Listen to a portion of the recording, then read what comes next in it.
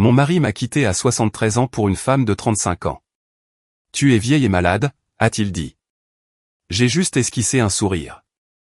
Il ne savait pas qu'il y a 2 ans, j'avais discrètement transféré tous les comptes. Le jour du procès, j'ai tout montré au juge.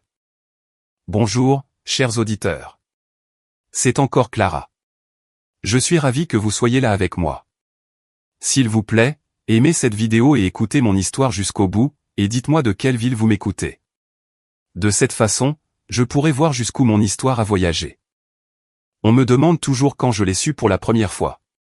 On s'attend à ce que je dise que c'était du rouge à lèvres sur son col, un parfum étrange ou un téléphone laissé négligemment sur le comptoir de la cuisine.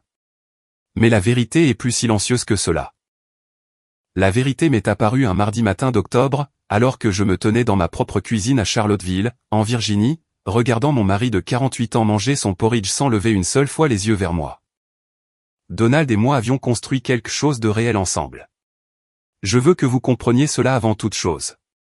Nous n'étions pas un conte de fées, aucun mariage de près de 5 décennies ne l'est, mais nous étions solides. J'avais enseigné l'anglais en classe de 4e au collège Monticello pendant 31 ans. Donald avait dirigé un petit mais respectable cabinet de génie civil. Nous avions élevé 2 enfants, enterré un chien, survécu à une récession et rénové la cuisine 2 fois. Notre maison sur Sycamore Lane avait un porche qui faisait tout le tour, où nous buvions du café chaque dimanche matin sans exception. Je pensais que ce porche était une promesse. Je pensais beaucoup de choses. Le premier signal est apparu au printemps, avant que tout ne s'effondre. Donald a commencé à aller à la salle de sport. Maintenant, je veux être juste, un homme de 76 ans qui s'intéresse à sa santé n'est pas un crime. Je l'ai même encouragé au début. Mais c'était différent. Il a acheté de nouvelles chaussures de course, puis de nouveaux t-shirts. Puis il a commencé à quitter la maison le samedi matin avec un sac de sport et à revenir 2 heures plus tard sans la moindre trace de sueur. Je l'ai remarqué.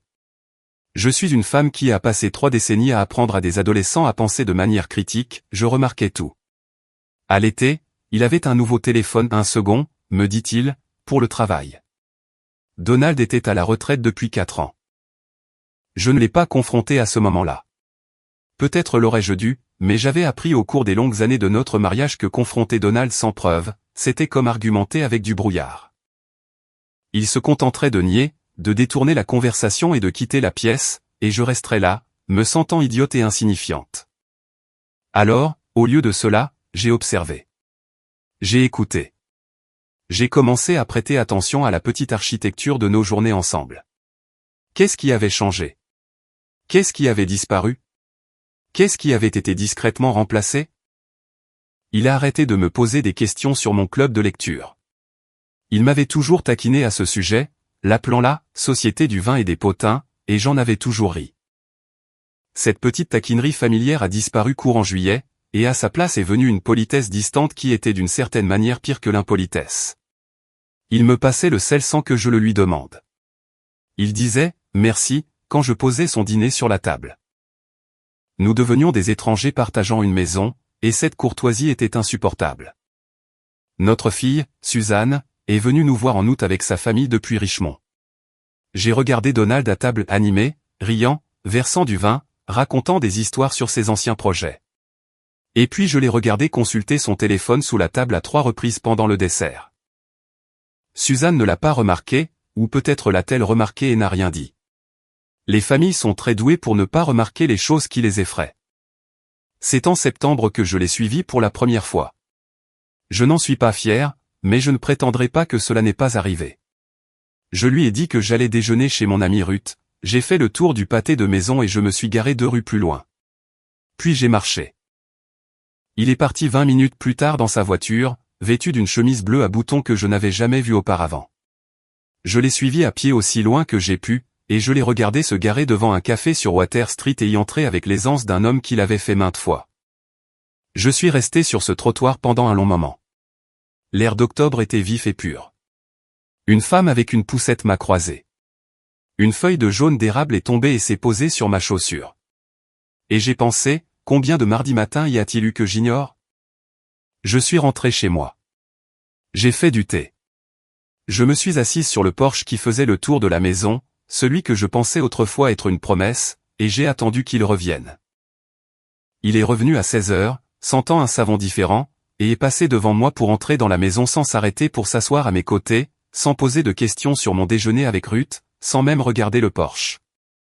Et 2 semaines plus tard, il s'est assis en face de moi à la table de la cuisine, a croisé ses mains comme il le faisait toujours lorsqu'il avait pris une décision, et a prononcé les mots que je m'étais déjà préparé à entendre. « Margaret », dit-il. Il n'utilisait mon nom complet que lorsque quelque chose était grave. « Je veux divorcer. » Je l'ai regardé. J'ai regardé l'homme avec qui j'avais partagé un lit pendant 48 ans, le père de mes enfants, la personne que j'avais conduite à l'hôpital à 2 heures du matin quand son dos l'avait lâché, l'homme que j'avais soigné après un remplacement du genou et une pneumonie en 2019. J'ai rencontré quelqu'un, a-t-il dit. Il eut au moins la décence de soutenir mon regard. Elle s'appelle Crystal. Elle a 35 ans. Je sais ce que cela semble être. Je suis resté silencieux un moment. Puis j'ai dit, presque doucement, « Depuis combien de temps ?» 2 ans, dit-il. 2 ans. Pendant que je jardinais, que j'allais à mon club de lecture, que je préparais son porridge et que je m'asseyais sur ce porche. 2 ans. Puis il a dit la chose que je n'oublierai jamais de toute ma vie. Il m'a regardé de l'autre côté de la table de cuisine, la table où nous avions partagé 10 000 repas, et il a dit avec une sorte d'impatience lasse, comme si j'étais un problème qu'il avait finalement décidé d'arrêter de gérer, « Margaret.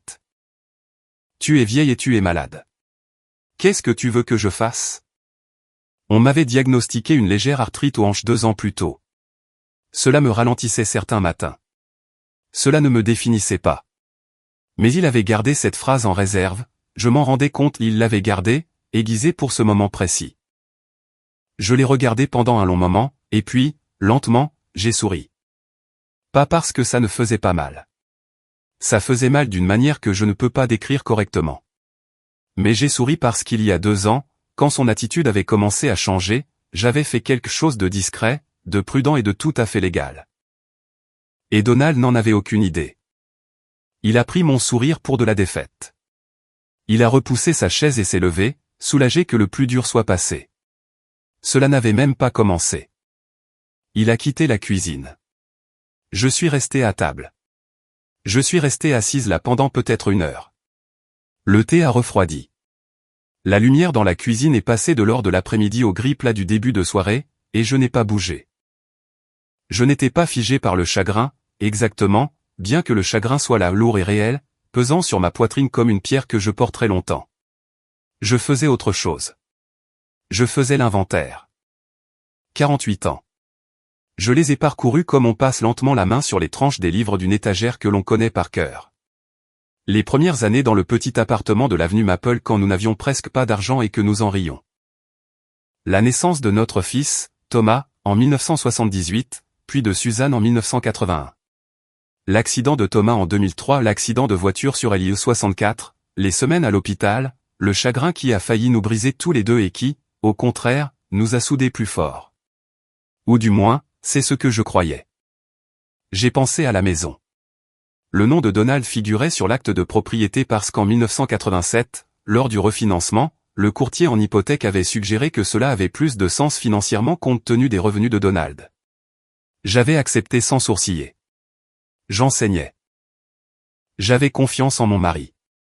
Je pensais que nous étions la même personne, de la manière dont les gens mariés le croient parfois dangereusement, stupidement la même. J'ai pensé à nos économies. Donald avait toujours géré les finances. Je l'avais laissé faire parce que j'étais occupé, parce que j'avais confiance en lui, parce que c'était simplement ainsi que les choses avaient été organisées, et je n'avais jamais pensé à les réorganiser. Il y avait un compte chèque joint. Il y avait des comptes de placement à son nom. Il y avait un fonds de retraite. Il y avait la maison, d'une valeur d'environ 680 000 $ sur le marché actuel de Charlottesville. Et il y avait l'autre chose, celle que Donald ignorait. Car voici ce qu'il avait manqué pendant ces 2 années de café du samedi avec Crystal Burns, ses nouvelles chemises et son second téléphone, il avait manqué le moment, 24 mois plus tôt, où j'avais commencé à avoir peur. Cela n'avait pas commencé par une certitude. Cela avait commencé par un sentiment, le genre d'inquiétude sourde et persistante que les femmes de ma génération ont été entraînées à rejeter comme de l'anxiété ou de l'imagination. Mais j'avais été enseignante pendant 31 ans. Je connaissais la différence entre l'anxiété et l'instinct, et mon instinct, un automne il y a 2 ans, m'avait dit d'être prudente. Alors j'avais été prudente. Discrètement, méthodiquement, sans drame. J'avais pris rendez-vous avec une conseillère financière à Waynesboro, assez loin de Charlottesville pour ne risquer de croiser personne de connaissance. Elle s'appelait Patricia Odom, une femme d'une 50aine d'années, vive et pragmatique, qui avait compris mon histoire avant même que j'aie fini de la raconter.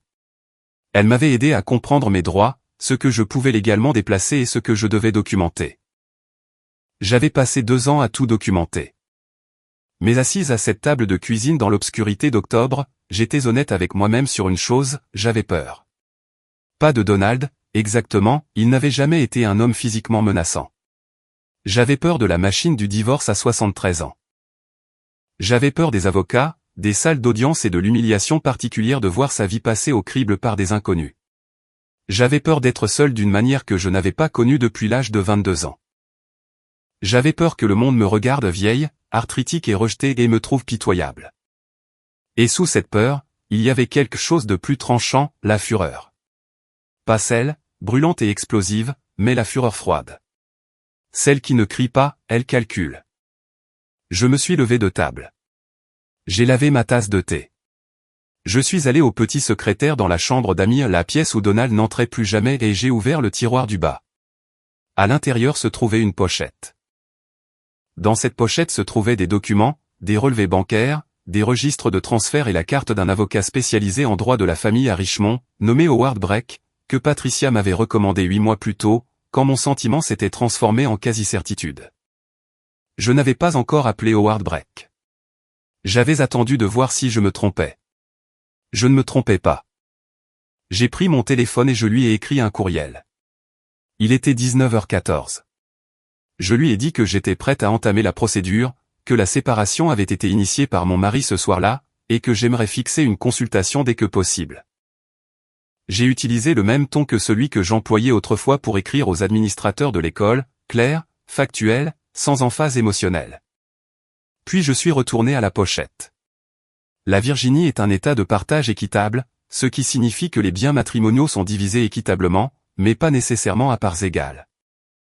La loi prend en compte de nombreux facteurs, la durée du mariage, les contributions de chaque conjoint et la situation économique. 48 ans, 2 enfants, un revenu que j'avais complété pendant des décennies tout en gérant l'intégralité de notre vie domestique, c'étaient des faits. C'étaient mes faits, et ils étaient puissants. Mais la chose la plus importante dans cette pochette était celle-ci, il y a 2 ans, sous la direction de Patricia et avec l'aide d'un autre avocat spécialisé en succession, j'avais converti une partie de mes propres actifs, de l'argent dont j'avais hérité de ma mère en 2018. De l'argent qui m'appartenait légalement à moi seul en compte détenu uniquement à mon nom. J'avais également commencé à tenir un registre méticuleux de toutes les dépenses ménagères que je payais personnellement, et de toutes les contributions que j'avais apportées à notre vie financière commune qui n'étaient pas reflétées dans les comptes joints. Donald avait accès aux comptes joints. Il n'avait pas accès à l'héritage de ma mère. Il n'avait jamais posé de questions à ce sujet. En 48 ans, il ne m'avait jamais demandé ce qu'étaient devenus les 94 000 $ que ma mère m'avait laissés. Je les avais investis avec soin, et la somme avait fructifié. Ce n'était pas mon plan, c'était simplement mon fondement, le sol solide sous mes pieds alors que tout le reste m'était retiré. Mon plan était tout autre. Je me suis assise au secrétaire avec un bloc-notes et j'ai commencé à écrire. Pas avec colère, mais avec la clarté concentrée d'une femme qui avait passé 31 ans à apprendre aux enfants à organiser leurs pensées. J'ai écrit ce que je savais. J'ai écrit ce que je pouvais prouver. J'ai écrit ce que Donald attendrait de moi, que je m'effondre, que je pleure, que j'accepte tout ce qu'il proposerait, que je disparaisse discrètement dans un petit appartement quelque part et que je sois reconnaissante. Et puis, sur une ligne séparée, j'ai écrit ce que j'allais réellement faire. Je ne m'effondrerai pas. Je n'accepterai pas. Je ne disparaîtrai pas. J'entrerai dans le bureau de Howard Breck à Richmond avec une pochette qui présenterait un argumentaire très clair, j'avais été une partenaire à part entière dans ce mariage pendant 48 ans. J'avais des preuves financières et documentaires pour soutenir chaque réclamation que j'avais l'intention de faire. Et Donald James Holloway devrait réfléchir très attentivement avant de supposer que la femme qu'il venait de traiter de vieille et de malade à une table de cuisine n'avait plus rien pour se battre. J'ai fermé la pochette. J'ai éteint la lampe de bureau. Au bout du couloir, j'entendais Donald au téléphone, son second téléphone, parler à voix basse. Il lui parlait à elle, j'imaginais. Il lui disait que c'était fait, que j'avais réagi calmement, que tout serait simple maintenant. J'avais presque de la peine pour eux. Presque. Le trajet jusqu'à Richmond un jeudi matin prend environ 1h20 depuis Charlottesville par LIE 64, selon le trafic. J'avais fait ce trajet des centaines de fois au fil des ans, pour les visites d'université de Suzanne, pour la cérémonie commémorative de Thomas, pour les conférences occasionnelles d'enseignants. J'en connaissais chaque virage. Mais ce matin-là, fin octobre, conduisant seul avec ma pochette sur le siège passager, l'autoroute familière semblait différente, déterminée, comme si je me déplaçais enfin dans la bonne direction après être resté immobile pendant très longtemps. Le bureau de Howard Breck se trouvait au 4e étage d'un bâtiment en briques près de Carey Street, un espace calme et sérieux avec des livres de droit, des diplômes encadrés et ce silence particulier des lieux où les vies des gens sont décortiquées et examinées. Howard lui-même était un homme d'une 60aine d'années, compact et méticuleux, avec des lunettes de lecture qu'il mettait et enlevait en parlant. Patricia Odom m'avait dit qu'il était l'un des meilleurs avocats en droit de la famille du centre de la Virginie. En 15 minutes d'entretien, j'ai compris pourquoi. Il a écouté sans m'interrompre. Il a parcouru ma pochette, les relevés, les registres, la chronologie que j'avais compilée et il n'a pas essayé de me rassurer ou de minimiser les choses. Il m'a dit la vérité, qui était celle-ci, le droit du divorce en Virginie était de mon côté sur plusieurs points importants, mais le processus ne serait pas rapide et il ne se ferait pas sans conflit. Donald aurait son propre avocat. Il y aurait des négociations et probablement une audience contestée sur la répartition des biens. La maison est le champ de bataille central, a déclaré Howard. Il va se battre pour la maison, ou il va essayer de vous racheter votre part à un prix bien inférieur à sa valeur marchande réelle. Je sais, ai-je dit. Je n'accepterai pas cela. Il m'a regardé par-dessus ses lunettes de lecture. Bien. Alors parlons de ce que vous avez. Ce que j'avais, c'était ceci, près de 5 décennies de mariage au cours desquelles j'avais contribué financièrement, domestiquement et émotionnellement à chaque actif que Donald considérait désormais comme le sien. J'avais des dossiers. J'avais la documentation de Patricia. Et j'avais quelque chose que Howard trouva particulièrement utile, un journal détaillé que je tenais depuis 2 ans sur le comportement financier de plus en plus indépendant de Donald. Y compris plusieurs retraits importants de notre conjoint dont je n'avais pas été informé et que je ne pouvais pas justifier. Quand j'ai parlé à Howard des retraits de $4 000 en mars, $3 500 en juin, $2 800 en août, il les a notés avec soin. Savez-vous à quoi il a utilisé cet argent, a-t-il demandé. J'ai des soupçons raisonnables, ai-je répondu. Howard a acquiescé. Il nous faudra plus que des soupçons. J'ai acquiescé à mon tour. Je sais. La première étape officielle a été franchie l'après-midi même. Howard a déposé un avis d'intention de contester le divorce et une demande de partage équitable des biens matrimoniaux. C'était un document formel, sec et juridique, mais il signifiait quelque chose de réel.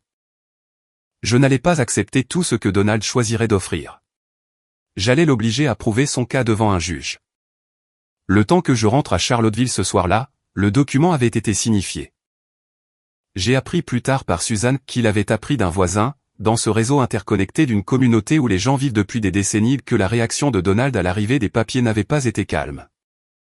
Il avait téléphoné dans les minutes qui suivaient, non pas à son propre avocat, qu'il avait déjà discrètement engagé, mais à Crystal. Cela m'a appris quelque chose. Un homme qui met simplement fin à un mariage engage un avocat et attend la procédure, un homme qui panique appelle la personne qui l'a protégé. J'ai classé cette information. Pendant ce temps, quelque chose a changé dans la maison de Sycamore. Donald dormait dans la chambre d'amis depuis la nuit de notre conversation, ce qui me convenait parfaitement. Mais dans les jours qui ont suivi la signification des papiers, son comportement a changé. Il est devenu vigilant. Il a commencé à rentrer plus tôt qu'il ne l'avait fait depuis des mois, comme s'il avait besoin de surveiller quelque chose. Il triait le courrier avant que je puisse y accéder. Une fois, je suis entré dans la cuisine et je l'ai trouvé debout devant le bureau dans le coin, regardant une pile de papier. Il s'est redressé rapidement en me voyant, avec cette précipitation coupable de celui qui vient d'être surpris à faire quelque chose qu'il n'a pas encore décidé d'avouer. « Tu cherches quelque chose ?» ai-je demandé. « Juste la facture d'électricité » dit-il. J'ai souri et je suis allé préparer du café. Ce qu'il cherchait, je crois, C'étaient des preuves de ce que j'avais déjà déplacé, de ce que j'avais déjà fait. Il commençait à comprendre qu'il y avait une version de cette situation qu'il n'avait pas prévue. Bien. La preuve que j'attendais n'est pas venue d'un détective privé ou d'une confrontation dramatique, mais d'une source très ordinaire, notre relevé de carte de crédit. J'avais techniquement accès à tous nos comptes financiers joints.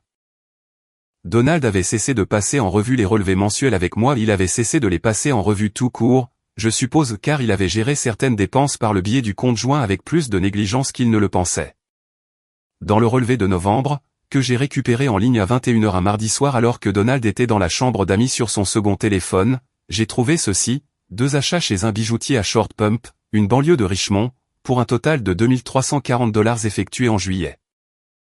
Un restaurant à Richmond que je ne connaissais pas, facturé 3 fois sur 5 mois, un hôtel à Staunton, en Virginie, pour 2 nuits en septembre le même week-end où il m'avait dit qu'il rendait visite à son ami d'université Ray à Roanoke. J'ai imprimé le relevé. Je l'ai ajouté à ma pochette. Puis je me suis adossé à ma chaise et j'ai pensé à l'hôtel de Staunton, à cette nuit de septembre où j'avais été seul dans cette maison à nourrir notre chat, à lire mon livre, supposant que mon mari rendait visite à un vieil ami alors qu'il était à 40 minutes de là. Dans une chambre d'hôtel avec une femme de 35 ans. Pensait-il que j'étais trop vieille pour m'en rendre compte? Pensait-il que l'arthrite de mes hanches s'était propagée à mon esprit? J'étais, en fait, plus vive que je ne l'étais à 40 ans. Le chagrin a une façon de clarifier les choses. J'ai appelé Howard Breck le lendemain matin. Je lui ai parlé du relevé. Il m'a dit que c'était exactement le genre de documentation qui compterait au tribunal, pas parce que l'adultère modifie automatiquement la répartition des biens en Virginie, mais parce que ses retraits et ses frais racontaient une histoire de fonds matrimoniaux dépensés pour la liaison sans mon consentement ni ma connaissance. En Virginie, la dilapidation des biens matrimoniaux est prise au sérieux. De combien de temps disposons-nous avant l'audience, ai-je demandé. Au rythme actuel, probablement 4 à 5 mois, a dit Howard. 4 à 5 mois. Assez longtemps pour rassembler tout ce dont j'avais besoin.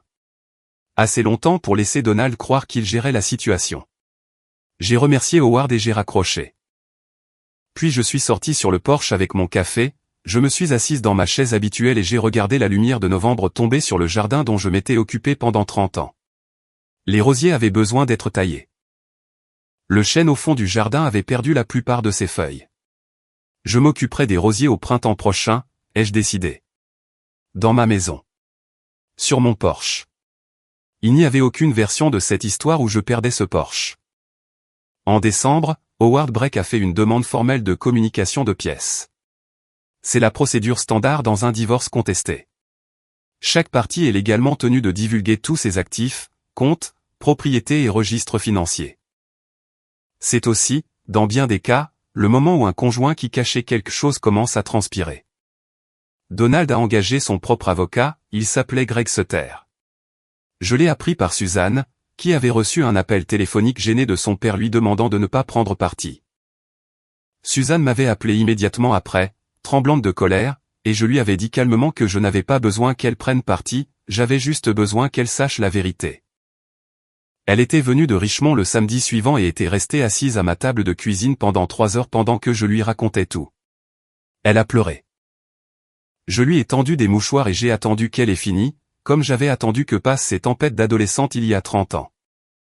Maman, dit-elle enfin, est-ce que tu le savais avant qu'il ne te le dise?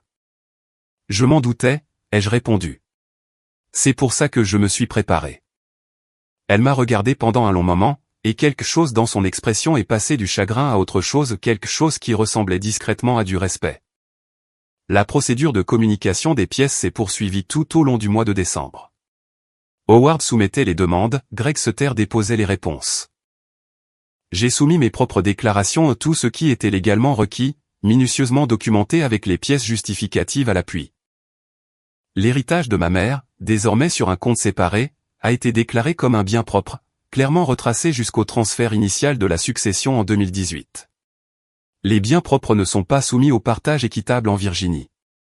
C'était à moi, et la trace écrite était inattaquable. Ce qui était soumis au partage, c'était tout le reste, la maison, les comptes de placement joints, le fonds de retraite de Donald accumulé pendant notre mariage, l'épargne commune. La vue d'ensemble, une fois les documents de communication compilés, était considérable. Je ne dirai pas le montant ici. Ce que je dirai, c'est que lorsque Greg Sutter a reçu notre déclaration financière complète et l'a transmise à Donald, quelque chose a changé dans la maison de Sycamore Lane. Donald a cessé d'être vigilant et distant. Il est devenu autre chose. Il est devenu, pour la première fois de notre conflit, ouvertement hostile. Cela a commencé un mercredi soir à la mi-décembre. J'étais dans la cuisine quand il est arrivé de la chambre d'amis avec un papier à la main, une page des documents de communication et l'a posé sur la table devant moi. Son visage avait une couleur que je connaissais pour l'avoir vu lors de nos rares disputes sérieuses au fil des ans, un rouge sombre et congestif. « Qu'est-ce que c'est que ça ?» dit-il. « Cela semble être un formulaire de déclaration financière », ai-je dit. Je n'ai pas levé les yeux de la soupe aux légumes que je remuais. « Ne fais pas ça », dit-il. « Ne fais pas la maligne. Tu as délibérément caché des actifs. J'ai divulgué tout ce que la loi exige, ai-je dit. Si tu souhaites contester quoi que ce soit, tu es libre de le faire par l'intermédiaire de ton avocat. Il est resté silencieux un moment. Patricia Odom. Tu as vu une conseillère financière pendant 2 ans. Oui, ai-je dit. Pourquoi?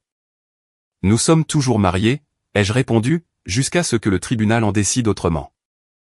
Il a quitté la cuisine. J'ai fini la soupe.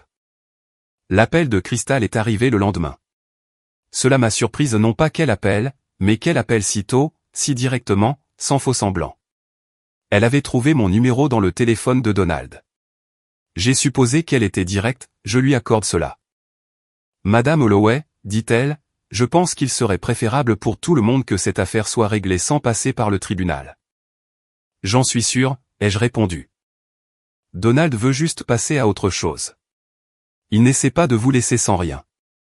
Mais la façon dont votre avocat aborde la situation, cela va être coûteux et pénible pour tout le monde, vous y compris. Crystal, ai-je dit, et j'ai prononcé son nom avec soin, de la même manière que je prononçais autrefois les noms des élèves qui avaient besoin de comprendre que je faisais attention. J'ai passé 48 ans à construire ce dont vous espérez maintenant bénéficier. J'ai l'intention de m'assurer que le tribunal comprenne exactement ce que ces 48 années valaient. Passez une excellente soirée. J'ai raccroché. 40 minutes plus tard, mon téléphone a de nouveau sonné. C'était un numéro que je ne connaissais pas. Le cabinet d'un avocat, s'est-il avéré pas Greg Sutter, mais une seconde avocate, une femme nommée Diane Marsh. Elle parlait vite et avec une chaleur professionnelle qui n'atteignait pas tout à fait ses yeux, j'imagine. Madame Holloway, je représente Crystal Burns. Je veux être très clair. Ma cliente a des raisons de croire que certains documents financiers ont pu être manipulés de manière inappropriée lors de la préparation de votre déclaration. Si l'approche actuelle se poursuit, nous pourrions être contraints de demander un audit financier judiciaire, ce qui serait coûteux et fastidieux pour toutes les parties. Demandez tout ce que vous jugez approprié, ai-je dit. Mes dossiers sont complets. Nous voulons aussi que vous sachiez, a-t-elle poursuivi, sa voix descendant d'un demi-ton, qu'il y a des aspects de votre propre historique financier au cours de ce mariage qui pourraient ne pas jouer en votre faveur devant un juge. Je suis resté silencieuse pendant exactement 3 secondes, puis j'ai dit, est-ce que vous me menacez? Une courte pause. Je vous informe de la situation globale. Merci de votre appel, ai-je dit, et j'ai raccroché. Je suis resté assise dans la cuisine quelques minutes après cela, et je ne prétendrai pas que mes mains étaient tout à fait stables. La menace à peine voilée mais indéniable avait porté. Quels aspects de mon historique financier? Que pensait-il avoir? Rien. Il n'avait rien parce qu'il n'y avait rien. Mais une menace n'a pas besoin d'être fondée sur la vérité pour être effrayante, il suffit qu'elle vous fasse douter de vous-même. J'ai appelé Howard immédiatement. Il a écouté mon récit des 2 appels avec le calme concentré d'un homme qui a déjà entendu cela. Ils sont déstabilisés, a-t-il dit simplement. C'est ce que font les gens déstabilisés. Ils exercent une pression en espérant que vous sciez. Je ne scierai pas, ai-je dit. Je sais. Mais prenez le week-end, Margaret. Reposez-vous. Vous avez porté un fardeau énorme. Cette procédure est encore longue, et vous aurez besoin de vos forces pour les moments qui comptent.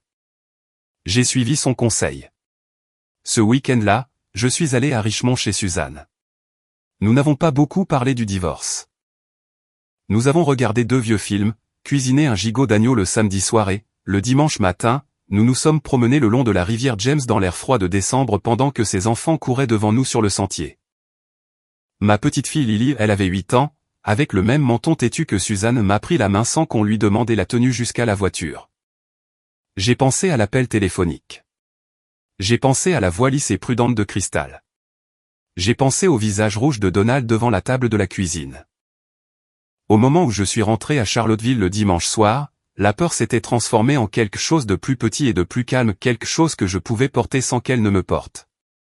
La phase suivante approchait. Je devais être prête.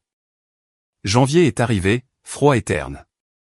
Les rosiers du jardin de devant étaient taillés à ras, le chêne n'avait plus de feuilles, la rue était silencieuse. J'avais vécu assez longtemps pour comprendre que janvier n'est pas un mois clément. Il dépouille tout et vous montre ce qui est réellement là. Cet hiver-là, ce qui était réellement là, c'était une maison au cœur d'une procédure judiciaire, un mari sur le point de ne plus l'être dormant à 4 mètres au bout du couloir, et la certitude que les prochains mois détermineraient le reste de ma vie. Je m'attendais au silence de la part de Donald et de Cristal après les appels téléphoniques de décembre. Je me trompais. Au cours de la 2e semaine de janvier, Greg Sutter a contacté Howard avec ce qui était présenté comme une offre de règlement. Howard m'a appelé de son bureau de Richmond et me l'a lu sur le ton neutre et prudent d'un avocat présentant des options plutôt que des recommandations. Donald proposait ceci, il gardait la maison et me versait un rachat de part de $180 000. Il conservait son fonds de retraite. Les comptes de placement joints seraient divisés à 60/40 en sa faveur, étant donné, comme l'indiquait la lettre d'offre, la nature principale de ses contributions financières tout au long du mariage. Je recevrais mes biens propres, l'héritage de ma mère, sans contestation, et il y aurait une clause exigeant que les deux parties ne fassent aucune déclaration publique sur les circonstances du divorce. J'ai écouté tout cela sans parler. Quand Howard eut fini, il y eut un court silence, puis il demanda, « Qu'en pensez-vous » ? Je pense, dis-je lentement, que $180 000 pour la moitié d'une maison de $680 000 après 48 ans est une insulte déguisée en générosité. C'est le cas, dit Howard. Je veux être transparent avec vous. Si nous allons jusqu'à une audience contestée, il n'y a aucune garantie, mais d'après la documentation que nous avons, votre position est solide. Rejetez l'offre, ai-je dit poliment et fermement. Il y avait un autre aspect à cette offre que je n'ai pas mentionné à Howard, bien que j'y ai réfléchi pendant plusieurs jours par la suite, la clause de silence. Aucune déclaration publique sur les circonstances du divorce. Cela m'a appris quelque chose. Il ne s'inquiétait pas seulement de l'argent, mais de l'histoire de ce que je pourrais dire et à qui, et de la façon dont cela pourrait rejaillir sur Donald dans cette communauté où il avait vécu et travaillé, et où il était respecté depuis 50 ans. Je n'avais aucune intention de mener une campagne publique, je n'avais jamais été quelqu'un qui réglait ses comptes par les potins. Mais le fait qu'il veuille mon silence me disait que mon silence avait de la valeur. J'ai classé cette connaissance. Au cours de la 3e semaine de janvier, Howard m'a suggéré de rejoindre un groupe de soutien, pas pour un « travail émotionnel », comme il l'a dit avec précaution, mais pour des raisons pratiques. Les femmes qui sont passées par cette procédure ont des informations et une perspective qui peuvent être réellement utiles, dit-il. Et franchement, Margaret, l'isolement à ce stade ne vous sert pas. J'étais sceptique. J'avais toujours été une personne réservée, et l'idée de m'asseoir en cercle pour discuter de mon mariage me semblait indigne. Mais Howard avait raison sur la plupart des choses, et j'étais assez honnête pour admettre que les semaines écoulées depuis décembre avaient été solitaires d'une manière que je n'avais pas prévue. Le groupe se réunissait un mercredi soir sur 2 dans un centre communautaire de Charlottesville. 6 femmes, âgées de la fin de la quarantaine au milieu de la soixantaine, toutes à différents stades de divorce ou d'après-divorce. L'animatrice était une travailleuse sociale nommée Diane Chen, qui avait la manière calme et attentive de quelqu'un qui a appris à être présent sans intervenir. Je m'attendais à ne pas me sentir à ma place. Ce ne fut pas le cas. La femme qui compta le plus pour moi dans ce groupe fut Barbara Kimmel, 68 ans, pharmacienne à la retraite de Crozet qui avait finalisé son propre divorce 2 ans plus tôt après 35 ans de mariage.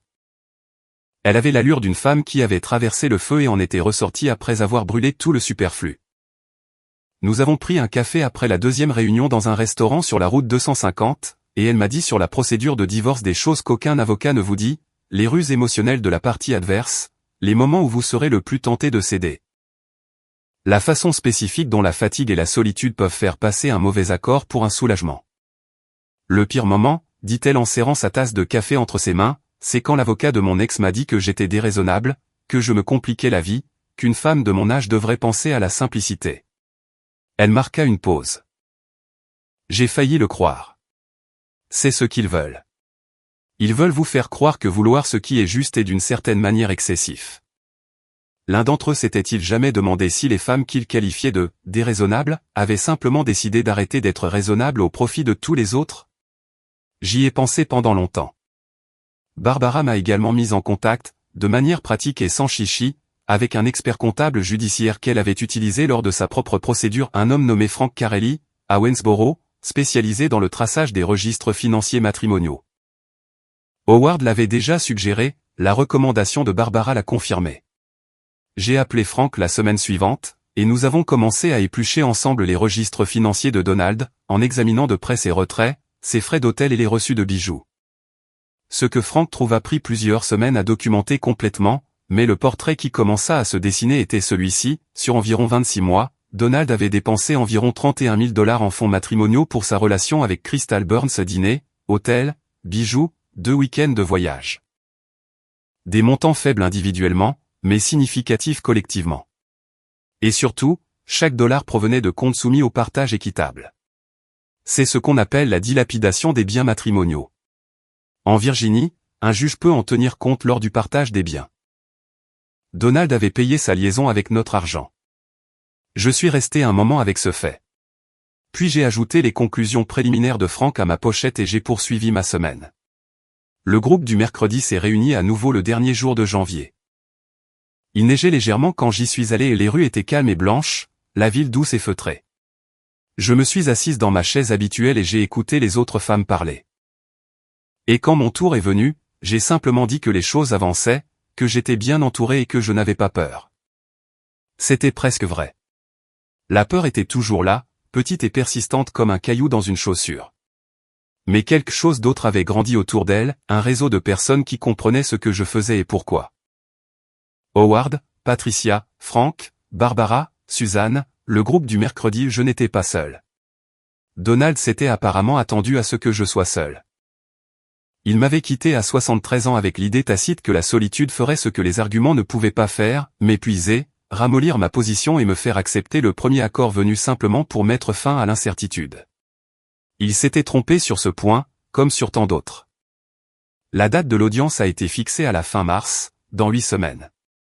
Je suis rentré chez moi sous la neige, je me suis fait une tisane à la camomille et je me suis assise à mon secrétaire pour examiner les dernières conclusions de Frank. La pochette était épaisse maintenant.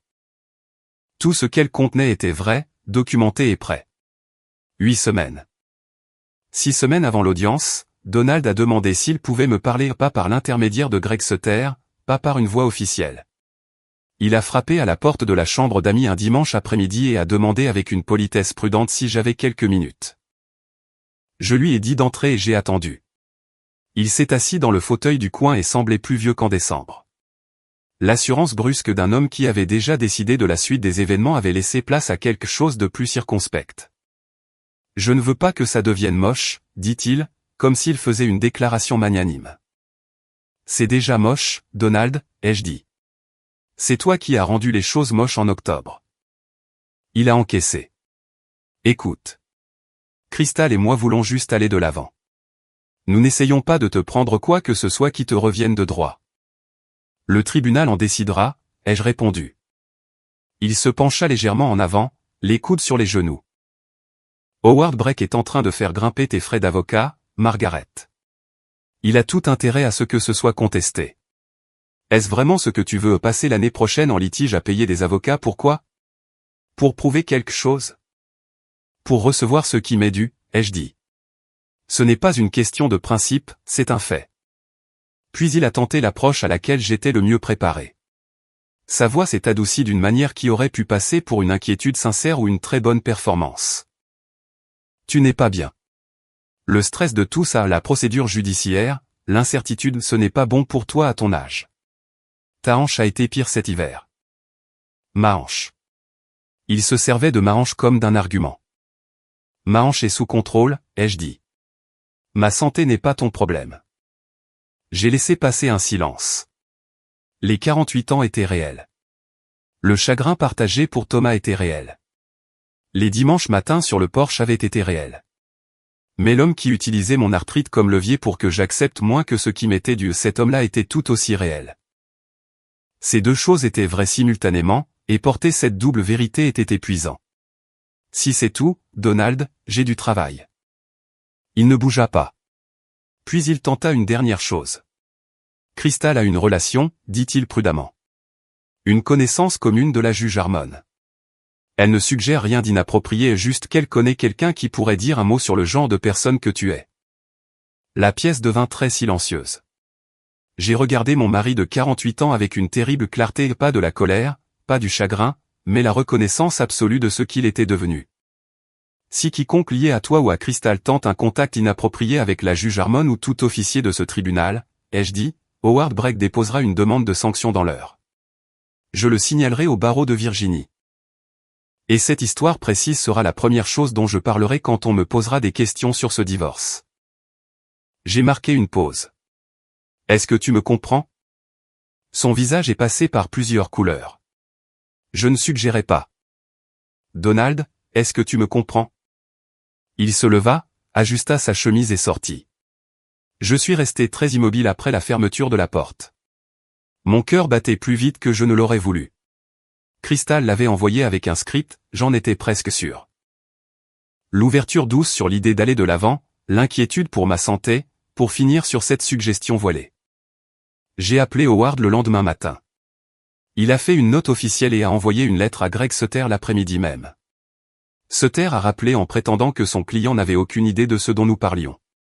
Bien sûr que non. J'ai appelé Barbara le mercredi. Le coup de la pitié suivi de la menace, dit-elle immédiatement. Classique. Le mien a fait exactement la même chose. Qu'est-ce que tu as fait?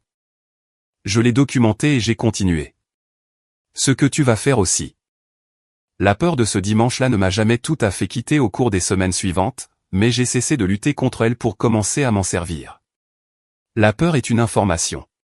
Elle vous dit ce qui a de la valeur, ce qui doit être protégé. J'avais peur parce que j'avais quelque chose qui valait la peine qu'on se batte pour l'obtenir. Ce n'était pas une raison pour s'arrêter, c'était une raison pour entrer dans cette salle d'audience fin prête. 2 semaines. L'audience a eu lieu un mardi, fin mars. Je portais mon tailleur en laine anthracite, acheté pour la cérémonie de Thomas, porté une seule fois depuis. Cela semblait juste. Je suis allé moi-même à Richmond, suis arrivé 40 minutes en avance et je suis resté assise dans le parking pendant 10 minutes, les mains sur les genoux, à respirer. Howard m'a rejointe dans le hall. Il m'a regardé et a fait un petit signe de tête. Vous êtes prête? Et nous sommes entrés ensemble. La salle d'audience était plus petite que je ne l'avais imaginé. Des néons ordinaires, des murs lambrissés de bois, un banc surélevé où siégeait la juge Patricia Harmon. Pas un homme, comme je l'avais supposé, mais une femme d'une 50aine d'années aux cheveux gris courts avec des lunettes de lecture attachées à une chaîne, qui a ouvert les débats avec l'efficacité concentrée de quelqu'un qui a un calendrier chargé et aucune patience pour le théâtre. Donald était déjà là avec Greg Sutter. Il portait son costume bleu foncé, un mariage et enterrement. Il ne m'a pas regardé. Howard a présenté notre dossier en premier. Il a exposé à la juge Harmon 48 années de vie avec une précision calme, 31 ans de mes revenus professionnels, la gestion domestique qui avait permis à Donald de construire sa carrière, la maison évaluée à 683 000 $. Les comptes de placement joints et le fonds de retraite de Donald accumulés entièrement pendant notre mariage. Puis il a présenté l'analyse de dilapidation de Frank Carelli. Le résumé de 2 pages de Frank était méthodique et accablant, les retraits, les frais de carte de crédit, l'hôtel à Staunton, les reçus de bijoux de Short Pump, les frais de restaurant à Richmond. 31 420 $ prélevés sur les comptes matrimoniaux en 26 mois. Howard n'a pas fait de commentaire. Il n'en avait pas besoin. La juge Harmon a regardé le document, puis Greg Sutter. Maître, votre client conteste-t-il ces chiffres? Sutter se leva, d'une allure lisse mais visiblement tendue. Votre honneur, mon client reconnaît certaines dépenses mais conteste la qualification de dilapidation. Les frais correspondent à une relation extra-conjugale, a déclaré la juge Harmon, énonçant un fait observable. Votre client conteste-t-il la nature de la relation? Un silence. Non, votre honneur. Alors poursuivez.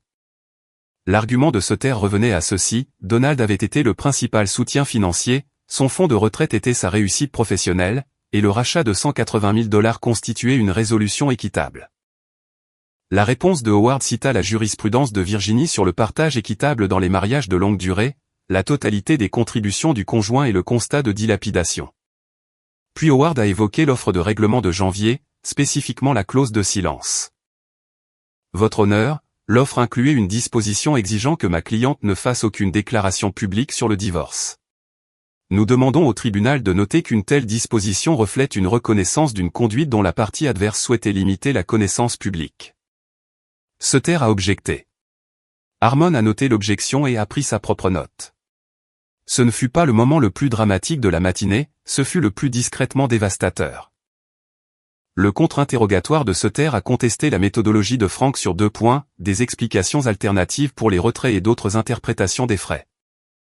Howard a présenté les pièces justificatives une par une, reçu, confirmation de réservation et le compte de fidélité de l'hôtel au nom de Donald. Donald, à côté de son avocat, était très immobile. Je l'ai regardé une seule fois, et il fixait la table avec l'expression figée d'un homme qui vient de comprendre que l'histoire dans laquelle il pensait être est devenue une toute autre histoire. Était-ce le moment où il réalisait ce que je voulais dire en octobre quand j'avais souri? Sutter fit une dernière tentative, arguant avec une éloquence contrôlée que Margaret Holloway était une femme disposant de moyens personnels importants, et que Donald n'avait pas prévu qu'une stratégie financière sophistiquée soit déployée contre lui. La juge Harmon le regarda par-dessus ses lunettes. Maître, votre client a dépensé 31 000 $ de fonds matrimoniaux pour une relation extra-conjugale à l'insu de sa femme, a proposé un accord lui accordant 26% de la valeur de la maison familiale. Et a inclus une clause de confidentialité dans cette offre. Et vous qualifiez sa préparation à cette procédure de stratégie déployée contre lui? Sutter ouvrit la bouche et la referma. Je rendrai ma décision d'ici 3 semaines. L'audience est levée. Howard a ramassé ses papiers sans se presser. Je suis resté assise un moment, ma pochette devant moi, mon tailleur aussi impeccable qu'à mon arrivée. Dehors, sur les marches du palais de justice, le soleil de mars sur le visage, Howard a dit doucement, ça s'est passé aussi bien que possible. Oui, ai-je répondu. C'est vrai. 3 semaines pour le jugement. J'avais attendu 48 ans, je pouvais attendre 3 semaines. Le jugement est tombé en 17 jours. Howard a appelé un jeudi après-midi à 14 h. J'étais dans le jardin, en train de couper le bois mort des rosiers, ceux dont je m'étais promis de m'occuper au printemps, dans ma maison, selon mes conditions. J'ai retiré mes gants de jardinage et j'ai écouté. La juge Patricia Harmon avait statué en faveur d'un partage équitable, penchant nettement en ma faveur. La maison de Sycamore Lane devait être vendue, les bénéfices répartis à 65% pour moi et 35% pour Donald. À 683 000 $, cela signifiait environ 443 950 $ pour moi, pas un rachat à 180 000 $, pas 26%. 65 les comptes de placement joints, 55% pour moi, 45% pour Donald, les conclusions de dilapidation ayant servi de facteur. Le fonds de retraite de Donald était soumis à une ordonnance, QDRO, m'ouvrant droit à 38% de la part matrimoniale dans la fourchette haute de ce qu'Howard espérait.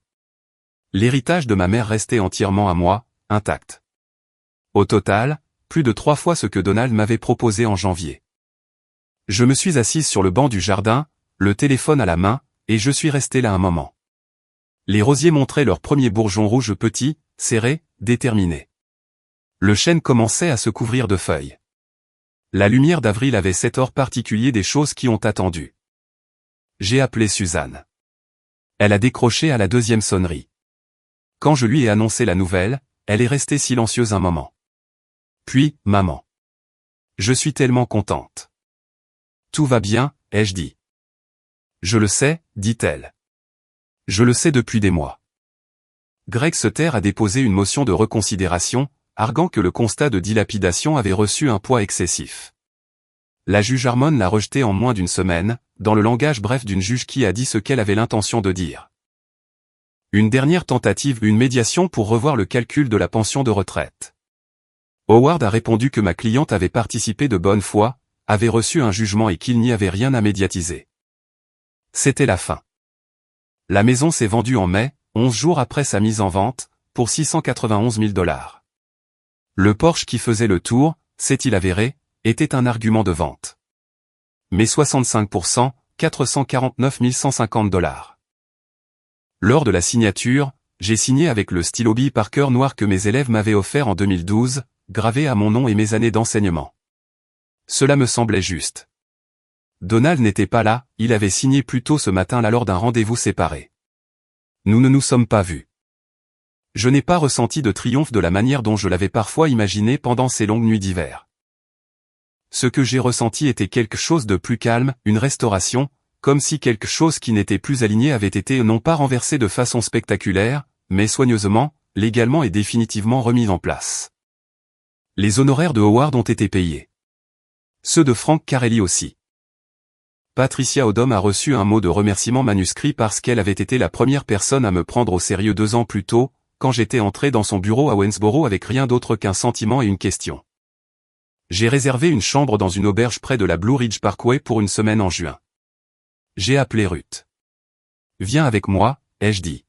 « Évidemment », répondit-elle.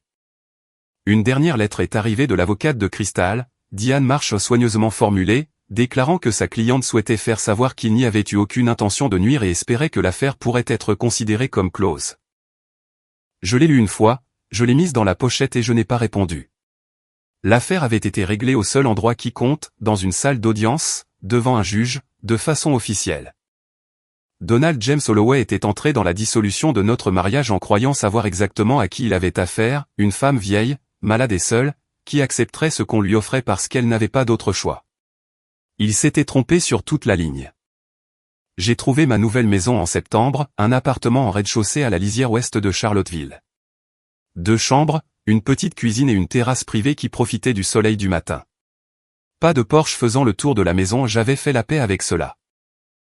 Cette terrasse était plus petite, plus à moi, sans le poids de 48 années dans chaque coin. Je l'ai acheté content. Des rosiers rouges foncés achetés en jardinerie le long de la balustrade ont fleuri au printemps suivant avec l'indifférence absolue des plantes pour les drames humains. Le premier dîner a eu lieu en novembre, Ruth, Barbara Kimmel et sa fille, Suzanne avec son mari et Lily, qui s'est endormie sur mon épaule avant le dessert, et mon voisin James d'en face, un professeur à la retraite qui débattait de romans avec un enthousiasme sincère. J'enseignais à nouveau un atelier d'écriture à la bibliothèque du centre-ville un samedi sur 2. 8 élèves. L'une d'elles avait 26 ans et écrivait sur sa grand-mère, quand elle a lu son premier jet à haute voix, il n'y avait pas un œil sec dans la pièce. J'avais oublié à quel point j'aimais cela. Le groupe du mercredi s'est poursuivi encore plusieurs mois. Quand je l'ai quitté, j'en ai retiré 4 amitiés qui sont depuis devenues un pilier de ma vie. Barbara et moi déjeunons ensemble toutes les quelques semaines. Son humour peint sans rire est vraiment drôle, ce qui est plus rare que cela ne devrait l'être. Je suis allé sur la Blue Ridge Parkway avec Ruth en juin. 5 jours, des randonnées tranquilles, du bon vin. Le dernier soir, elle m'a demandé « Es-tu heureuse ?» Je pense que je suis sur la bonne voie, ai-je répondu, ce qui est mieux que ce à quoi je m'attendais. Elle a levé son verre. Nous avons trinqué. Quant à Donald et Crystal. Les petites communautés ont leur propre système de circulation. Ils ont emménagé dans une location au sud de Charlottesville. À l'automne, la relation s'est tendue. Crystal s'attendait à la permanence et à la sécurité. Ce qu'elle a trouvé, c'était un homme de plus de 75 ans dont les actifs avaient été considérablement réduits par un jugement qu'il n'avait pas prévu. Louer pour la première fois depuis des décennies n'est pas facile à vivre au quotidien. Les bijoux et les week-ends à l'hôtel sont une chose, les mardis matins en sont une autre. Au printemps suivant, Crystal était partie. Je n'ai ressenti aucun triomphe, seulement une reconnaissance tranquille. La vie pour laquelle Donald avait démantelé la nôtre n'était pas la vie qu'il avait imaginée. La femme qu'il traitait de « vieille et malade » avait été l'investissement le plus durable. La santé de Donald s'était détériorée, a mentionné Suzanne avec une neutralité prudente. Son genou le faisait souffrir. Les escaliers de l'appartement étaient difficiles. J'avais 74 ans. Ma hanche était sous contrôle. Je marchais 5 kilomètres presque tous les matins. J'avais mes élèves le samedi, des amis à déjeuner, et une petite fille qui m'appelait chaque dimanche. Qu'est-ce qu'une vie réussie? Celle qui semble complète de l'extérieur, ou celle qui se ressent comme complète de l'intérieur? Les rosiers ont fleuri en avril. Je me suis tenu sur la terrasse avec mon café et j'ai regardé les premiers s'ouvrir d'un rouge profond contre le ciel pâle du matin. C'est à moi. C'était assez. C'était, en fait, beaucoup. Voilà donc mon histoire. La leçon est simple, préparez-vous avant d'en avoir besoin. Pas par cynisme, mais parce que la préparation est le respect de soi. C'est la reconnaissance tranquille que votre vie a une valeur qui ne dépend du bon vouloir de personne d'autre. Ne sous-estimez jamais ce que la vérité peut faire lorsqu'elle est organisée. Qu'auriez-vous fait? J'aimerais beaucoup le savoir. Laissez un commentaire ci-dessous, et merci infiniment de m'avoir écouté.